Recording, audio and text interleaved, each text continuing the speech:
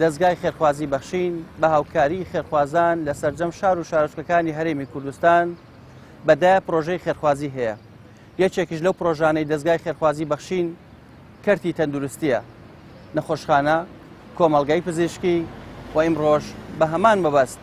لە دەڤەری گەرمیان لە قەزای کفری دەستگای خێرخوازی بەخشین دەرمانخانەیەک دەکاتەوە بۆ ئەوەی لە قەزای کفریش خزمەت بە دانیشتوانی ئەو شارە بکات. بابزانین سوود و کەڵک و جیاوازیەکانی دەرمانخانەی بەخشین لە کفری چییە و چۆن خزمەتێک بە دانیشتوانی ئەم شارەکە.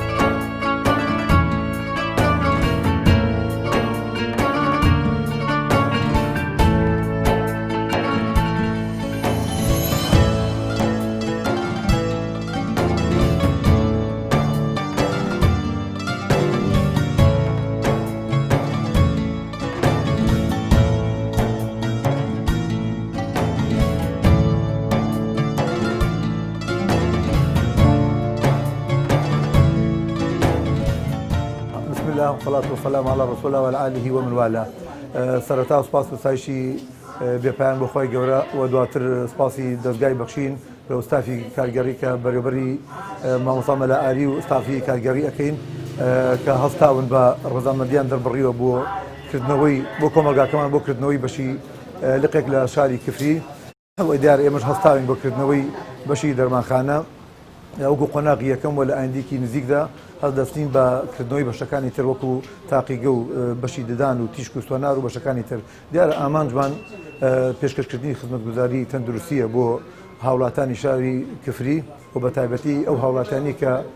هەژان و کەم دەرامەتن بۆی بتوانن هاوشێوەی دەوڵەمەکان بتوانن چارەسەر وەرگرن و هەروەها دواتر هەلی کار بۆ چەند برایەک و خوشکێک دابین بکەین و بەرەخسێنین لە دکتۆری دەرمانساز و هەروەها ستافێکی کارگەری بتوانە و توانیمانە دیارە دابینکردنی هەموو ئەو جۆرە دەرمانەی کە کوالەتێکی زۆر بەرز بۆ نرخێکی زۆر گونجاو بۆ ئەم شارە. دیارە ئێمە وەکو کۆمەلگەی بزیرکی بەخشینەوە بۆ چەند ساڵێکە ئەزمونێکیمان هەیە لە شارەکەی و خەڵکی شایەتی ئەوی داوەکە ئێمە خزمەتگوزاریەکی زیاترمان پێشکەش کردو بە سونەرەکە و بۆیە توانیمانە بتوانین بەشەکان بگەینە هەموو شارەکانی سنوورەکەی گەرمیان وەکو کفری کە یەکەم خۆناغێکە دەستمان پێ کردووە بۆی خەڵکێک زیاتر سوودمەند بێ لەو خزمەتگوزاریە.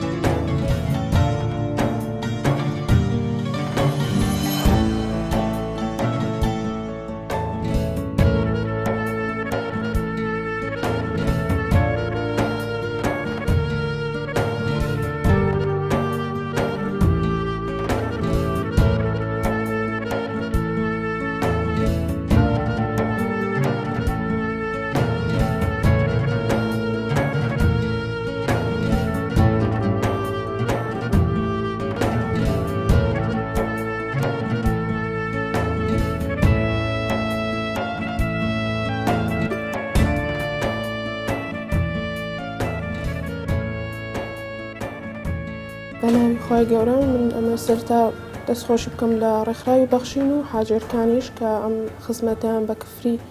گەیان و ئەم سەیدەلەیان لێرە دامەزران و ئینشەڵا گەورەترە بێ و ئەبێ بە کۆمەلگاش. ئەمە بڵێم کە ئێرە یەکەم سەیدەلە ئەبێ لە کفری ئینشەڵا کە بە شێوەیەکی ئەکادمی هەم بە سەرپەرشتی دکتۆر کە خۆم وەکو دکتۆرێکی دەرمانساز هەم تەواوی زۆرێک لە دەرمانەکانی تیا ئینشەڵا داهات و دەرمانی تەواوتریشیت ئەموو دەرمانەکان تریش لێرە دەسەکەوێ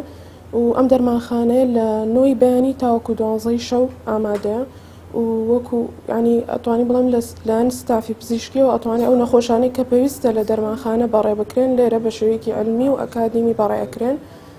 و هەر ئەو دەرمانانەشی کە لایەن پزیشکەوە ئەنووسرێ ئەمە وەکو خۆمان ئەو زانیارێنی کە پێویستە بە نەخۆش بۆنە پێویستە لەگەڵ چی بیان خۆیان نیان خۆیان هەنێک دەرمانێکە کێشێ و نابێکەوە بخڕن هەموو زانیاریەکانیان پێ ئەڵێن سەیدەلەیەکی ڕسمیە واتە و هەموو دەرمانەکان لە کۆگا ڕسمیەکانەوە دەنیانی ئەمە نەخۆش دڵنیابێ هەم کە کوالێتی باشە و لە هەمان کاتە نرخ زۆرێک لە دەرمانەکان نرخیان لەگەڵ بازارە زۆری فەرقیانی لێرە هەم کوالێتی و هەم نرخیش لە هەمان کاتانی نەخۆش لی سوودان دەبێت.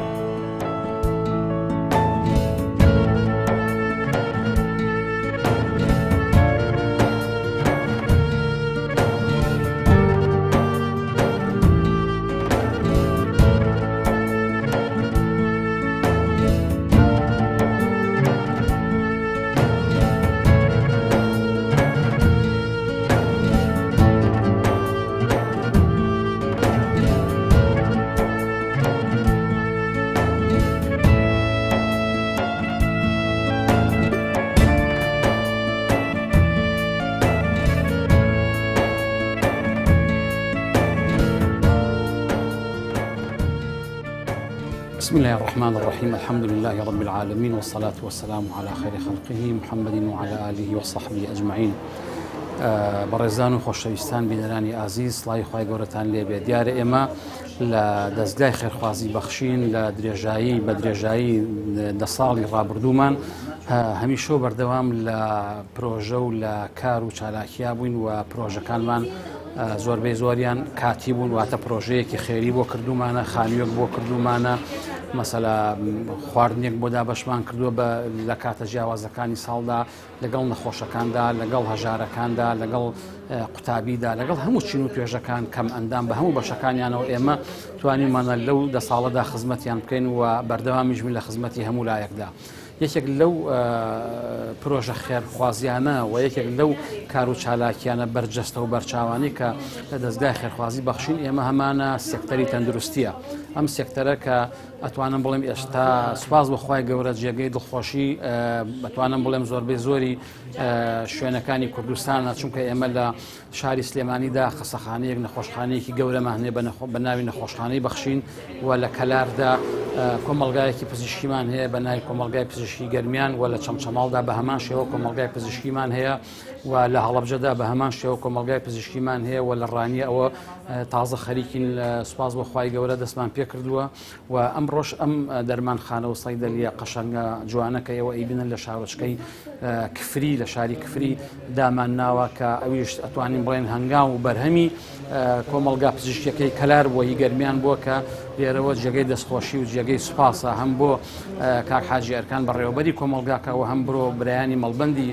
گەرمیان کە عاملێکی مساعید بوون و هۆکارێکی زۆر باشون بۆ پاڵپشتی ئێمە و توانیمانەکە ئەمڕۆژ سوپاس بەخوای گەورە وەکو هەنگاوێک لەم شارە خۆشەویستەدا لە شاری کفریا بەوە دەست پێ بکەین کە دەرمانخانەیەکمان داناوە و دووبارەشی ئەەکەمەوە بە فرسەتی ئەزانم بە هەلی ئەزانم کە ئێمە لە سلێمانیان نەخۆشخانەیەکمان هەیە و لە کەلار و لە چەمچەماڵ و لە هەڵەبجە و لە کفری و لە ڕانێژ ئەوە دەست پێکەین بۆیە هەر پرۆژەیەکی تر و هەر نەخۆشخانە و هەچ کارێک لەو کارانەکە بە ناوی ئێمەوە بکرێن یا بۆنی ناوی ئەمەی لێبێ ئێمە لی بەربەر پرسیارین و خەڵکیش تێبگا و بزانێت.